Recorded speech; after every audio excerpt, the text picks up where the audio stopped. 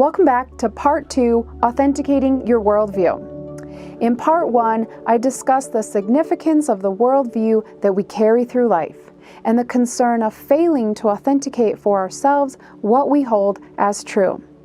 I shared that your worldview is the collection of perceptions and beliefs about human existence, and how our worldview becomes the perceptual lens, interpretive framework, and basis for all of our actions and response patterns, which in turn influences our personal reality. I discussed step 1 of 3 steps in the process of authenticating our worldview to ensure that it aligns with your true self, core values, and life purpose. Step 1, evaluation, was about understanding your current worldview. Step 2, authentication, is about verifying that your worldview aligns with your highest truth and best interest, and the best interest of those around you. And step 3, recalibration, is about integrating changes to come into alignment with your trusted and verified worldview. The issue is that, as a people, we are not being true to ourselves, but we don't even realize it. For example, a teenager values kindness, yet they bully others to fit in with the cool kids. But in truth, bullies are not cool kids. And you don't really have to bully others to be liked in the first place. Or take a young adult in college. They value honesty and being healthy, but they abuse stimulants to get their homework done on time and to get good grades. But in truth, they become dependent on drugs to function and fail to train their brain to process and work soberly, not to mention all the side effects. Or for another example, take a middle-aged parent. They likely believe in quality time with family and teaching their kids skills. However, quality time and skill building has become centered around watching TV. And the truth is, time in front of the television has created more emotional distance between family members as they lack experience and skills to solve conflicts. The examples at every level are endless. We value one thing, but yet we do another thing. And then we wonder why there's so much anxiety, depression, and addiction in our culture. And it is because we are not being true to ourselves. Rather, in the reverse, our worldview is distorted from our actual truth, value system, and mission. So let's move into step 2 and 3 in this video. In step 1, you started to make a list of the perceptions and beliefs that make up your current worldview, exploring the origin and impact of these perceptions. So jumping into step 2 now. Step 2, authentication and verifying your worldview. Here, set your current worldview aside. Everything you believe about life, set that aside. And consider what life has taught you without holding any notions in your brain. Consider the questions. How do you discern what is true? With all the different ways to take in information, how do you know what can be trusted? From my investigation, I have found that people form their perceptions and worldview through personal experience, internal knowing, and trusted sources. So I ask you, what has direct experience taught you? What does your internal guidance system say? And what have you taken from your trusted sources? Everyone has a slightly different orientation for how they take in information and the order in which they trust this information. For instance, some people base their perceptions more on direct experience and what they have personally witnessed, gone through, or verified for themselves through their own 5 senses. These folks might also take in the direct experience of someone they trust, such as a loved one or a friend or a mentor shares a personal experience, and so they take in that data as well. And then other people are more emotionally in tuned or spiritually or intuitively inclined, and so they gather information through things like wisdom, intuition, feelings and sensations in the body, or things like gut instincts or hunches. And then for other people, they might be primarily tuned into their trusted sources. Whether these trusted sources are more of a spiritual faith and doctrine, or maybe of a scientific or academic nature, or from an expert or professional, or a well-researched author, or whether this trusted source comes from somewhere else entirely. The thing is, we are bombarded with information every millisecond that we are alive. Data is coming in. We receive data from our own biometrics. We receive data from our interactions with others. We receive data through cause and effect. We receive information from society and all media outlets and anything in print. We receive information from people, organizations, and research. We receive information from the natural world, solar system, and universe. And we receive information in the silent and invisible spaces between all of this too. It is absolutely fascinating, all the data that is coming into our field in every moment. But it is equally frightening, as probably 99% of this data that moves through our reality comes in without our conscious awareness, which typically means that our worldview is programming and conditioning us without us taking the time to verify this. This makes it easy to drive messages into society and manipulate human consciousness and human behavior. All say big corporations have to do to get you to buy their product is to play on your emotions and desires and put a narrative out there that fits your current orientation. Big corporations have always studied human psychology and human behavior, and big corporations, believe it or not, run every sector of this world, including our trusted governments, banking systems, healthcare, churches, universities, and so on. This means that the social narratives have been propagated into society since before our time and before our ancestors' time. So, for all we know, everything we know or everything we think we know could be untrue. So in this process of authentication and verifying your worldview, ask yourself, what has direct experience taught you? What does your internal guidance system say? And what have you taken from your trusted sources? For instance, direct experience may have taught you that life is beautiful, but life is also challenging. That pain is only temporary, but that there will be pain. That we can learn from our lessons, but that we are easily deluded. That people are generally good, but can also do bad. And that life isn't always fair, but it does seem to circle back to balance things out. There is a lot of knowledge and wisdom that we take from direct experience, such as, if I do this, then that happens, or if I don't do that, then this happens. Yet, how common is it for us to learn things, yet keep repeating the same mistake and suffering the same consequence because of another conflicting worldview? Even the simplest example, sugar gives me a headache and inflames my body, but sugar tastes so good, and I deserve to have things that feel good. We adopt a perspective of desire, habit, and convenience to fit the norm, which overrides what direct experience is teaching us. Now, there can also be very difficult things that happen to us as a people, from small to great hardships, adversity, and tragedy, to a series of tests of our character, all of which can leave a scar on our mind and wound in our body. And then these adverse experiences can create impressions about life that become generalized across all situations, making these views inaccurate or imbalanced. For example, my second grade teacher humiliated and picked on me in school, made me feel less than other students. So I developed a disdain for all teachers and schoolwork and internalized my lack of ability to thrive in school and struggled for the rest of my years.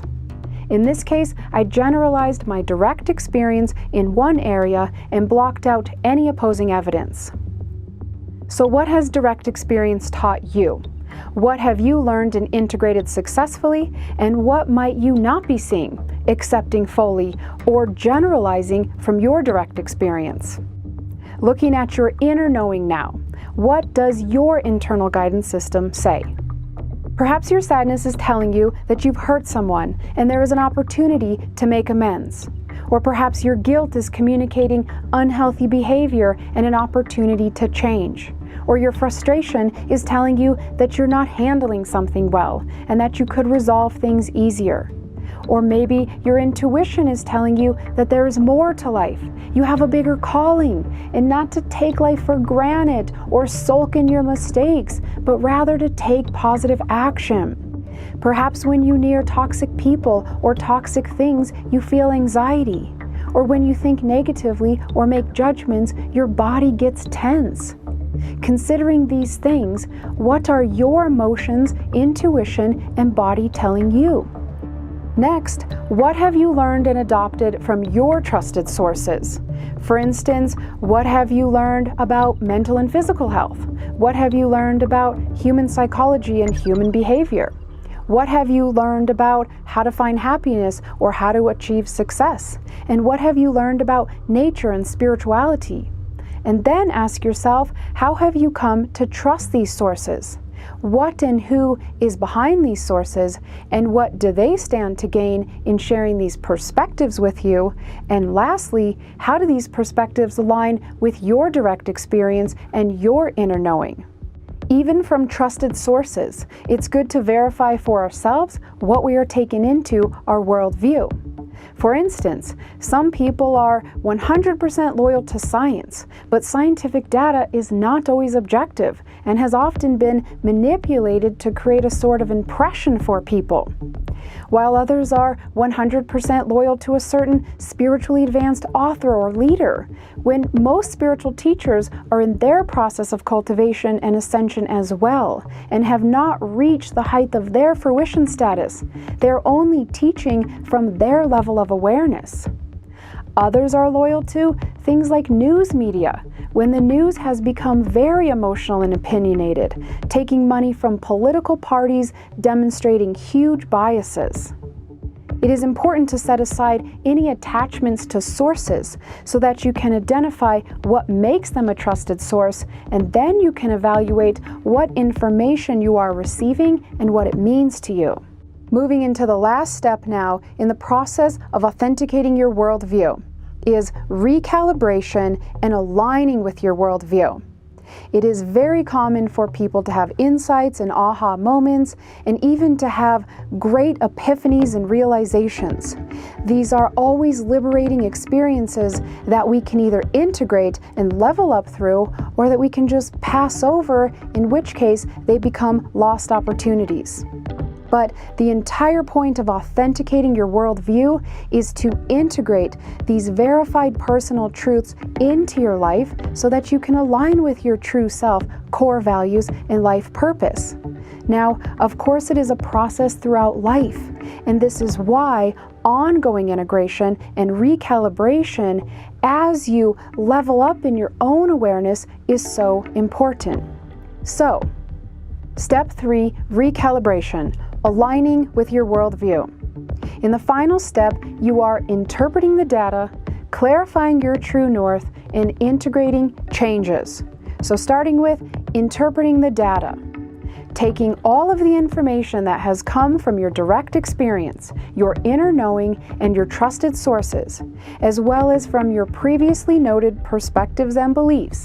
What stands out as the most truthful and real for you now?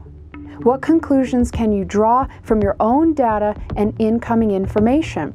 Looking at the facts, results, and most plausible or credible information that occupies your mind, what do you see? What are you seeing more clearly that you'd like to integrate into your life? Versus what are you noticing that you might like to let go of, in terms of a perspective that you are no longer in resonance to? Some fundamental questions that you can ask yourself are: what are the most important things to focus on in life? What is the significance of your own life? What is your life worth? What is the purpose of your life, and what does or could your life serve? What are you capable of, and what can you do to increase your potential in life? Now, we will return to those questions momentarily. Next, let's talk about clarifying your true north. Once you process what you formerly held as truth and what you have now authenticated as true, you can simplify these personal truths into your core values and your life mission. I like to think about this as clarifying your true north, such as where does your compass in life point? It is really important that you understand where your thoughts and behaviors in life are taking you. This is something that I will talk about again in the future, but for simplicity's sake, let's take a glance. Clarifying your true north. What are the top 3 to 5 most important things that your true self values? What are the most important things your life serves, or that you'd like your life to serve? And how can you turn these core values and most important things into a personal mission?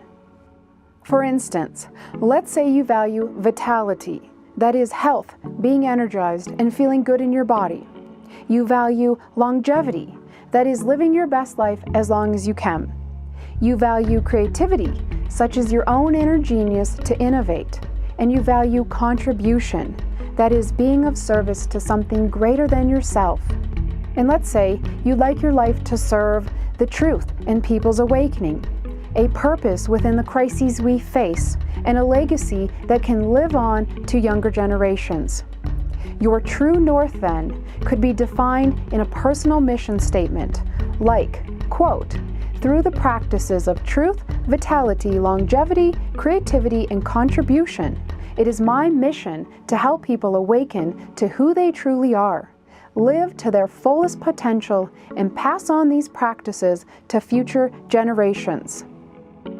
And then looking at the last point in the final step, integrating changes. Here is where you take note of what is true for you from these lessons, what you wholeheartedly believe, whether based on fact or faith, and what you value most in life, and your developing mission statement for life. For each point you note, identify what you would have to change within you or around you to align with these aspects of your true self, core values, and life mission. For instance, you value immunity, vitality, and longevity. And to align with this, you realize you must improve your nourishment, movement, and sleeping habits. Or let's say you value peace and balance in life. So you realize you need to resolve specific frustrations you've been holding on to and spend more time relaxing your nervous system, such as devoting more time to meditation each day. The final step invites you to get crystal clear on exactly what personal commitments to positive action that you will take to align with the worldview that you have authenticated for yourself. It is essential to choose things that are important to you and things that will keep you inspired, and also things that you can and will actually do. And it also helps to establish accountability and structure around these changes so that you can stay on track. Now, whether you commit to one thing or 5 things is up to you. In summary, the first step requires awareness. The second step requires verification, and the third step requires integration. All right, now if you'd like to download a template to make this whole process a little bit easier, just click the link that I provided below. And with that, this concludes this video. In the videos to come, I will be speaking about the nature of human suffering as well as the nature of the addiction phenomenon. Thank you for watching.